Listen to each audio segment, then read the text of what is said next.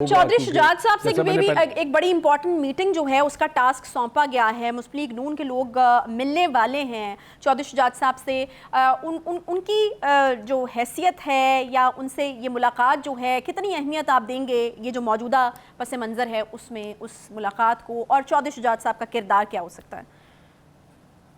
मेरे ख्याल से इस पूरी सूरत हाल में दो लोगों का किरदार बहुत अहम है। एक जरदारी साहब, उसके ऊपर बाद में बात करेंगे, लेकिन पहले चौधरी शुजात साहब की बात कर लेते हैं। सुप्रीम कोर्ट के सामने एक बहुत अहम केस पड़ा हुआ है कि क्या जो पार्टी का हेड है उसकी एडवाइस फाइनल वर्ड है या पार्लिमानी पार्टी के लीडर की। कॉन्स्टिट्यूशन ये कहता है कि जो पार्टी हेड है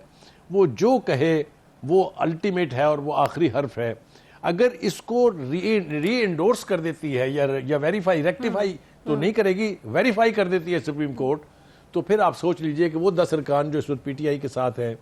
जिनकी वजह से वहाँ हुकूमत कायम है, वो पार्टी हेड की, आपको याद होगा जो हदायत थी जो उस वक्त के स्पीकर ने लहरा के बताई भी थी कि मुझे चौधरी शुजात साहब का खत आ गया है, उन्होंने मना कर दिया अपने बंदों को पीटीआई को वोट देने से। याद है आपको या नहीं है? बिल्कुल याद है। अगर ये सूरत हाल अदालत की तरफ से फिर वेरीफाई हो जाती है तो फिर तो फेट काफ लीग की तय करेंगे चौधरी शुजात, नॉट चौधरी परवेज इलाही। ये इबहम अब दूर हो जाना चाहिए, मेरी बात को आप समझे। लिहाजा उनका रोल बहुत अहम है। दूसरी बात यह है कि पीटीआई जो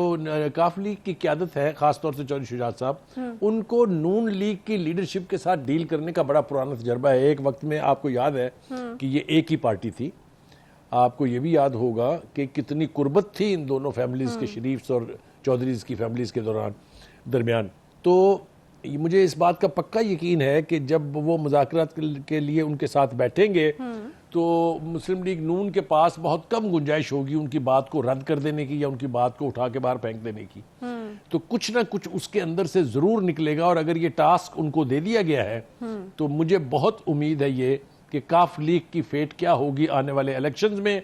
या इस वोट ऑफ नो कॉन्फिडेंस की मूव अगर आती है, असेंबली या तोड़ने की कोशिश होती है, उसमें ये चौधरी शुजात तय करेंगे, चौधरी परवेज इलाही नहीं करेंगे।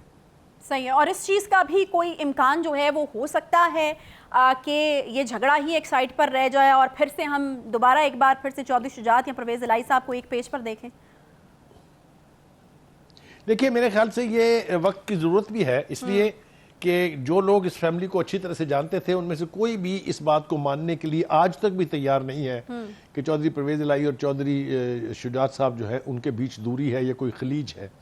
बहुत से लोग मेरी तरह के अब भी समझते हैं कि नहीं, ये फैमिली अभी भी एक पेज पर है और इम्कान बाकी है कि ये फिर एका हो जाएगा। थोड़ी सी सियासी इख्तलाफात जो है वो हर घर में होते हैं। मैं आप देख लीजिए कि एक भाई जो है असद उमर साहब, वो पीटीआई के कितने बड़े स्टॉलवर्ड्स हैं, और दूसरा भाई जुबैर, मोहम्मद जुबैर जो है वो नून लीग का कितना है। तो ये सब कुछ तो होता है। लेकिन इस फैमिली के दरमियान के बीच जल्द सुलह होने के बज़ाहिर इम्कानात नहीं है, लेकिन इफ बेटर सेंस प्रिवेल और चौधरी शुजात और चौधरी परवेज इलाही ये तय कर लें कि हमने अपनी खानदानी रवायत का जनाजा नहीं उठने देना है और हमने वक्ती तौर के ऊपर जो सियासी फायदे हैं उसकी बजाय आने वाले वक्त के लिए जो सियासी रोल हो सकता है काफ लीग का, उसकी तरफ देखना है, तो मेरे ख्याल से ये एक बहुत अच्छा शगुन भी होगा और एक बहुत बड़ी पेशरफ्त भी होगी। सही। अच्छा बुखारी साहब, अब मेरे ख्याल में जरदारी साहब के जो किरदार है उसके ऊपर बात कर लेते हैं, क्योंकि खान साहब की तरफ से जो पेशकश की गई है वो साथ बैठकर बात करने की गई है, और यकीनन दूसरी तरफ जो हैं वो दो ऐसी पार्टीज़ हैं जो बातचीत के ज़रिए मसले हल करती रही हैं, दोनों एक दूसरे के मुकाबिल भी आती रही हैं लेकिन फिर साथ बैठती भी रही हैं। फिर जरदारी साहब एक ऐसी शख्सियत हैं जो बातचीत से बड़े बड़े कारनामे जो हैं वो सरंजाम देते रहे हैं। क्या होगा, बात की जाएगी जरदारी साहब के साथ, और जरदारी साहब हो सकता है कि इस नतीजे पर पहुंचे कि वाकई बैठकर बात करनी चाहिए, क्योंकि पीडीएम जो है वो पहले इस तरह की ऑफर्स कर चुकी है। अभी खान साहब अगर कह रहे हैं तो आपको लगता है कि पॉलिटिकल मैच्योरिटी का मुजाहरा किया जाएगा दूसरी तरफ से और जरदारी साहब भी इस अमल का हिस्सा होंगे, और कोई बैठक जो है, अहम बैठक जो है होते हुए हम देख सकते हैं? देखिए, जहाँ तक पॉलिटिकल मैच्योरिटी का मुजाहरा करने की बात है, वो तो मेरे ख्याल से onus is on the PTI, वो तो पीटीआई को करना है, क्योंकि पीटीआई नॉन सीरियस सियासत करती रही है। लेकिन अभी तो हो गई ना मुज़ाकरात की समेत जो उनकी पूरी लीडरशिप है। जी, मैं आ रहा हूँ, उसी तरफ आ रहा हूँ। देखिए, गुजारिश ये है کہ اگر تو صدق دلی سے کسی چیز کو ریزالو کرنے کی نیت سے آپ بیٹھتے ہیں بات چیت کرنے کے لیے تو یقینی طور پہ نتیجہ نکلتا ہے، لیکن جب آپ کے اپنے پریمیسز جو آپ نے طے کیے ہوئے ہیں وہ اتنے سٹرونگ ہو کہ میں ان چوروں کے ساتھ نہیں بیٹھوں گا، ڈاکوؤں کے ساتھ نہیں بیٹھوں گا، بہتر ہے مر جاؤں گا، میں ان سب کو جیلوں میں بھیج دوں گا، جب اس طرح کی ریٹرک چل رہی ہوتی ہے تو پھر کسی مثبت پیش رفت کی توقع رکھنا جو ہے وہ عبث ہے۔ لیکن میں ایک بات آپ کو بتاتا چلوں کہ جہاں تک زرداری صاحب کا تعلق ہے، وہ ایک اتنے بڑے پولیٹیکل جادوگر کا نام ہے کہ آپ دیکھیے جو صورتحال تھی جب بے نظیر بھٹو صاحبہ کی شہادت ہوئی تھی،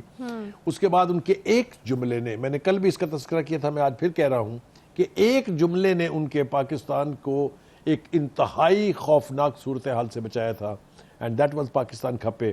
اسی طرح سے پی ڈی ایم کو بنانا، پھر ٹوٹنے کے بعد ریوائیو کرنا، اور پھر اس کو ایوان اقتدار تک لے جانے کا سہرا بھی جو ہے وہ یا نواز شریف کو جائے گا جو لندن میں بیٹھ کے آپریٹ کر رہے تھے، اور یا آصف زرداری صاحب اور مولانا فضل الرحمان صاحب کو جائے گا۔ دیکھیے یہ اس وقت قیادت کا تقاضا یہ ہے کہ سب لوگ پولیٹیکل میچورٹی کا اظہار کریں، خاص طور سے جب اسٹیبلشمنٹ کہتی ہے کہ ہم بالکل نیوٹرل ہیں، ہم اے پولیٹیکل ہیں۔ I think that is the time when یہ پولیٹیکل لیڈرشپ ایک تاریخی انقلاب لا سکتی ہے پاکستان کے بیچ، جہاں سیاسی جماعتیں اپنے تمام تر اختلافات کے باوجود سر جوڑ کے بیٹھے اور پاکستان کے تمام مسائل کو ایڈریس کر کے ان کے نہیں تو پھر ایونچولی وہی بات ہے نا کہ بیٹھنا ہی پڑے گا نا۔ اگر اس طرح کے سٹیٹمنٹس ہیں تھینکس نو تھینکس، آپ کو نہیں لگتا کہ تھوڑا ذرا ادھر سے بھی اب یقیناً خان صاحب نے اگر اتنی بڑی بات کی، آپ یہ کہہ رہے ہیں کہ پہلے وہ یہ کہتے رہے ہیں، اور آج میں نے خود گن کے 4 دفعہ سنا، رانا صاحب ان کو یہ بات کافی بار یاد دلا چکے ہیں، یقیناً آپ نے بھی پروگرام شروع کرتے ہوئے کہا کہ امبیرسنگ سچویشن ہے، تو ایگو کی جو قربانی جو ہے وہ تو دی گئی ہے، تو میرے خیال میں دوسری طرف سے بھی تھوڑی نرمی کا مظاہرہ کیا جانا چاہیے۔ رانا صاحب نے بالکل رد نہیں کیا اس چیز کو، حالانکہ وہ بار بار کہتے رہے کہ خان صاحب تو کہتے تھے اللہ تعالیٰ ان کی زندگی لمبی کرے، وہ تو کہتے تھے کہ ہمارے ساتھ بیٹھیں گے تو اس پہ وہ مرنے کو ترجیح دیں گے، لیکن رد نہیں کیا۔ انہوں نے کہا کہ میں ابھی فی الحال اس پوزیشن میں نہیں ہوں کہ میں فوراً سے جو ہے وہ اس کا کوئی جواب دے پاؤں، لیکن انہوں نے اس چیز کو رد نہیں کیا کہ کوئی مذاکرہ جو ہے وہ ہو سکتا ہے۔ یقیناً میرے خیال میں اوپر بات کی جائے گی شہباز شریف صاحب کے ساتھ، میاں نواز شریف کے ساتھ۔ عائشہ رکیے، آپ کے جذبات میں سمجھ سکتا ہوں، ہر پاکستانی یہ چاہتا ہے کہ ملک کے سیاسی معاملہ جات جو ہیں وہ کسی حل کی طرف چلیں، لیکن اس کے لیے نیتوں کا ہونا بہت ضروری ہے۔ آپ دیکھیے، میں پھر آپ سے کہہ رہا ہوں کہ ایک طرف تو آپ اتنا بڑا جیسچر دے رہے ہیں کہ آئیے جناب بیٹھ کے بات کرتے ہیں، پھر اس کے ساتھ پروائزوز نہیں ہونے چاہیے۔ اگر آپ ایف اینڈ بٹس لگا کے بات کریں گے، دیکھیے نا عمران خان صاحب نے جس کا حوالہ آپ نے دیا بہت بڑی بات کر دی، لیکن آپ دیکھیے فواد چودھری صاحب نے کیا کیا پریس کانفرنس میں، انہوں نے کہا جی پہلے آپ ہمیں اپنی نیت بتائیں کہ آپ انتخابات ارلی کروانا چاہتے ہیں، پھر ہم آپ کے ساتھ بیٹھ جائیں گے، بیک ٹو اسکوئر ون، بات وہیں کی وہیں ہے۔ تو مجھے بتائیں فائدہ کیا ہوا پھر؟ اچھا مجھے یہ بتائے گا کہ یہ کس قسم کی امید جو ہے وہ لگائے بیٹھے ہے پی ٹی آئی، کیونکہ فواد چودھری صاحب نے کہا جب ان سے رانا صاحب کے حوالے سے سوال پوچھا، جی رانا صاحب کا ایک ریئیکشن جو ہے وہ سامنے آ چکا تھا میڈیا کے اوپر، تو ان سے جب اس کے حوالے سے سوال کیا گیا تو انہوں نے کہا کہ نہیں وہ تو کوئی سیریس آدمی نہیں ہے، وزیر اعظم صاحب جو ہیں ان کی طرف سے کوئی بات اگر ہوگی تو اس کو دیکھا جائے گا۔ تو کس قسم کا کیا ایکسپیکٹ کیا کر رہی ہے پی ٹی آئی اس وقت، کیا لگ رہا ہے ان کو کہ شہباز شریف صاحب کی جانب سے خود کوئی انیشیٹو لیا جائے گا؟ یہ سب کچھ یہ جو ایک سڈن چینج ہے نا، یہ کتنی دیر پا ہے، یہ کتنی سالڈ بنیاد پر قائم ہے، یہ دیکھنا پڑے گا۔